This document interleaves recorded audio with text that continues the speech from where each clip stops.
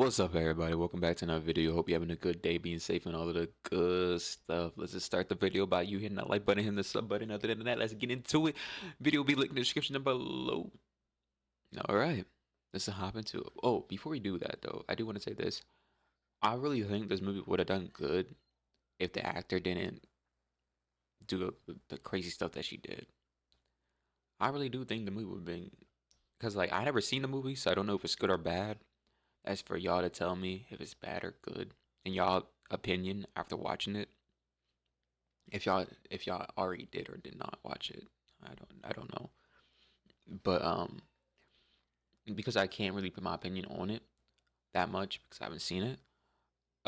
Only thing I'll say is the stuff I did hear about it, the CGI is really bad, or it's like scary to look at, or something like that. That's what I heard. So let's get Snow into it. White finally released in theaters, featuring nightmare-inducing CGI and instantly forgettable songs. It's apparently gonna lose Disney over $100 million at the box Ooh. office. With its abysmal 1.5 out of 10 rating on IMDb, it's now less liked than the Human Centipede that got a 4.4. How? And obviously it's apples and oranges. Ain't no way. Anybody likes that movie? But it doesn't take away from the fact that Disney's new Snow White is objectively horrible, as casting Rachel Zegler as Snow White was a decision that immediately put off over half its potential audience, where some reviews were just Wait, I just can't get over this. How can this be disliked as much as Human Centipede? Like, I just can't put that in my head. It can't be that bad, right? It cannot be that bad. It can't be as bad as the Human Centipede. Like, that traumatized me as a kid. Like, to this day, I have those images in my head, and I can just remember them because that got burned in my head, burned into my head. So like, this is how this movie can be worse, or like, I I can't give it the words for it. It makes no sense to me. It just can't. That can't be real, bro. No way. This movie's just that bad.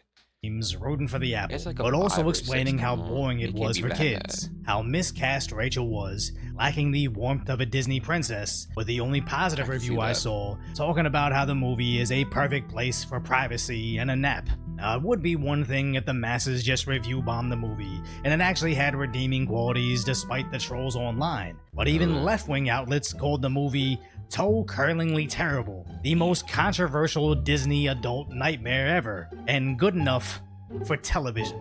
Now, I'm not gonna deep dive into why the movie was technically horrible when the critical drinker already did it 10 times better than I ever could, but the main reasoning I think this movie was doomed at inception is Disney's lack of universally likable movie stars, I as Rachel agree. Zegler is phenomenally talented.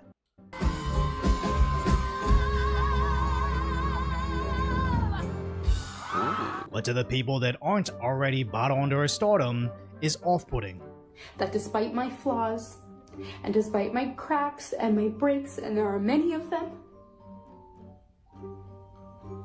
that at every premiere and everything I do, people will wait in line to see. My nephew, I don't know if y'all can hear it, but my nephew's just screaming. He just got over here like I think an hour ago. He just came over. But let me just say this. It's crazy because I did hear some of the stuff she says. She's over here, wishing downfall on people. I don't really think that's a Disney princess. To me, at least I like my actors to at least be somewhat like a good sort of person. I'm not asking for no angel or anything, but at least keep yourself at least good in, I guess, people's eyes. I guess, I don't know. Like, you can always have your opinions, but like, you don't always got to tell everybody your opinion.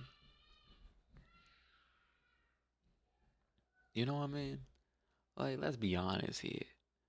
No one cares about your opinion. No one cares about my opinion.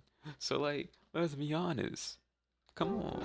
I'm a narcissist. Yeah, we was realize gifted that. very good cheekbones from God, which is something I thank him for constantly. But I think the real issue happened over a year ago when we covered this initially, where she went from criticizing the source material There's a big focus on her Oh, yeah, this love is the one I really story hated. with a guy who literally stalks her. Or disliked. Weird.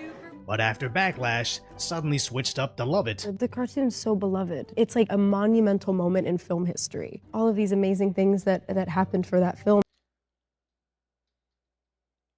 You fake as fuck. I ain't gonna lie to you. I didn't even know she said this. I didn't know this. I did not know this. You fake as fuck. Yeah, I'll be honest with you. Stand on business. Stand on fucking business. Are the reason that you and I really get to sit here My bad. today because it made Disney what it is. But what we missed in the interview was this response. Because it's hard being women under the spotlight. People are so critical and just say anything that they would never say to your face. No. So, yeah, how has that been for you being able to navigate it? Just as you said, it's Everybody like gets criticized. choosing to be present and know that they are probably just having a really hard day. Yes. And I am putting out a movie. Amen. That's right. Now, I can personally understand not listening to anonymous accounts online trying to tear you down, but it doesn't necessarily make you likable or charismatic to remind your audience that you don't need to listen to their opinions because you're in the movies, which makes you so much more superior to them. As at some level you might be right, but you won't be liked. This same situation happened over a decade ago with LeBron James. Because at the end of the day, all the people that was rooting on me to fail, at the end of the day, they got to wake up tomorrow and have the same life that they had before they woke up today. They got the same personal problems that they had today. And I'm going to continue to live the way I want to live and continue to do the things that I want to do with me and my family and be happy with that. So, where fans en masse saw it as, at least when I wake up, I'm still LeBron James and not any of you losers. Social media brought in this new generation of... I guess you can take that as that. I didn't really take it as that. I took it as like they have to wake up. Nah, I see it. Nah, I see it. Nah, I see it. Nah, I see it. I understand. But at the same time, you can take it like, oh, I could be happy with my family, and you still have your problems because you're still coming after me, type stuff. You know what I mean? Shit, I don't know. I gotta think about that. Low self-esteem stars, whether they're in the NBA or Disney movies, they have this sort of adversarial fandom. You either like me or you're the enemy. They treat viewers like I treat stray cats I see in the street. I'll try to convince them to come over and be my friend, but if they pompously walk away ignoring me, then I'll switch to whatever. I don't even want to pet you anyways, you probably have fleas. The problem being, Facts. Rachel Zegler isn't the only Disney Crazy. star to see detractor fans like this, as John Boyega from the Star Wars films recently went off on Star Wars fans. Star Wars always had the vibe of being in the most whitest elite space.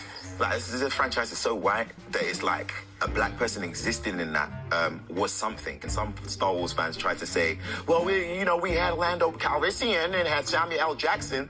It's like telling me how many cookie chips are on the cookie dough. I'm like, bro, they just scattered that in there, bro. But once we touch their heroes, once we lead, once we trailblaze, it's like, oh my God, it's just a bit too much. It's that This dude gotta understand. First thing first, the story is already written, so the characters that are, being chosen are already been written. I'm pretty sure. So right, Star Wars is already written in a book first before it was actually a movie, right? I'm not 1000% sure, so if anybody inside the comments can correct me, but I'm pretty sure story is a book, like a comic book or something like that, right? Before it became a movie. I'm guessing. I'm not 1000% sure. So all the characters that's inside the book is just pretty much coming to life as actors. So you want to pick the right ones. You know what I mean? And not only that, it comes to a point that, like, I think of it like anime. I don't see that many characters in anime that, are different races or something like that. Like, weird stuff. I don't care for that, Only thing I care about if it's a good anime Same with cartoons. Only thing I care about if it's a good cartoon, is it entertainment for me to watch. If you're over there thinking about, oh, where's the black people in the show? You need help. You need to go ahead and think about your life, because that shouldn't matter to you. It shouldn't. It should be on your head all the time. Is color. It shouldn't be in your head all the time. It shouldn't matter. It should be like, is this a good show? Is the actors good? Do I feel passion? Do they give me passion when I watch it? Type stuff. You know what I mean? Other than that, yeah, that's all I want to say. Tell me if you disagree with me or agree with me. The common theme of Disney hiring actors that absolutely hate the franchise's existing fan base. I said it in the last video how this is the equivalent of getting a lead singer on a Christian rock band that doesn't like the Bible, then being upset when the fan base turns on the band, because Boyega going off on Star Wars fans over the lack of black representation is nonsense. He's complaining about being the only black guy, but 1/4 of the new main characters. Just makes me think he'd only be happy if he was personally represented in the entire cast, which would have some pretty bizarre implications for the storyline, but more importantly, these movie franchises should focus on creating a fun experience, not coddling the fragile emotions of rich movie stars. Because let's be clear, he's not mad at Star Wars fans. He's mad at China for forcing them to diminish his role, where many of us thought he'd either be the protagonist or the protagonist's love interest. What was relegated to this nonsense that just seemed like tedious side quests. And that was the same complaint I like Kylo Ren more. about everybody's roles in those movies.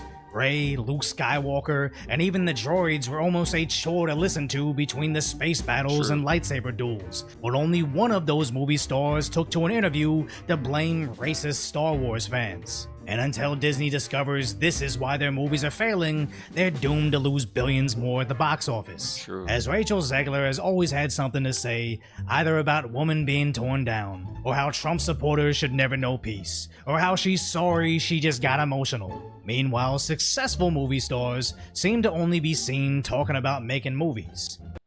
Because it just, they're trying to be like some beacon of a light or some beacon of hope. In my head, I think like, oh, all these people that are like tweeting this stuff is trying to be some type of hero. They're trying to look like the good person, but really, like, it's not that serious. You have good and bad. Just try not to be bad. You know, you could be the middle. You be in the middle of those two. Just try not to be bad. That's all it really is. I'm very grateful to be here and to be part of this whole time period. Had we not had the community here to say we will support you in making what we wanted to do. I was always curious, like, what's that person like? You know, I want to sit down and talk to them. I want to live in their world. Constantly pushing myself. That's why I wasn't going to just make this movie. It was 36 years. How many places I went, how lucky I am. And people asking for this.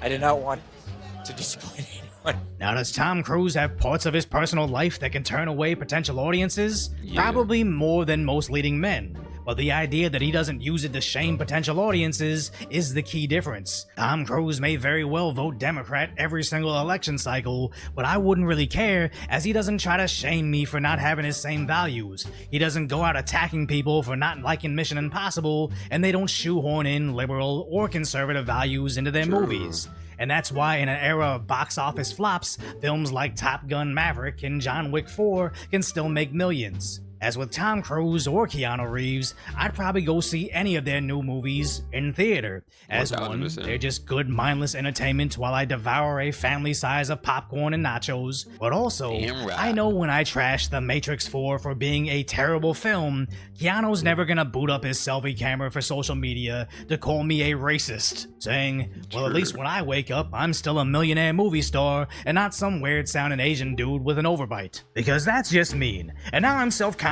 over a comment a fictitious Keanu Reeves made about my teeth. So stop trying to rewind this video. Just, if you appreciate my concise, light order commentary on the tragic status that is today's reality, hopefully I've earned your subscription, then go check out the video on how these unhinged Tesla protesters are finally finding out. Thank you very much for watching this with me. I appreciate that very much. Much love to every last one of y'all. Don't forget to hit the like button, hit the sub button. Video will be linked in the description down below. God bless you. Peace out. Be safe.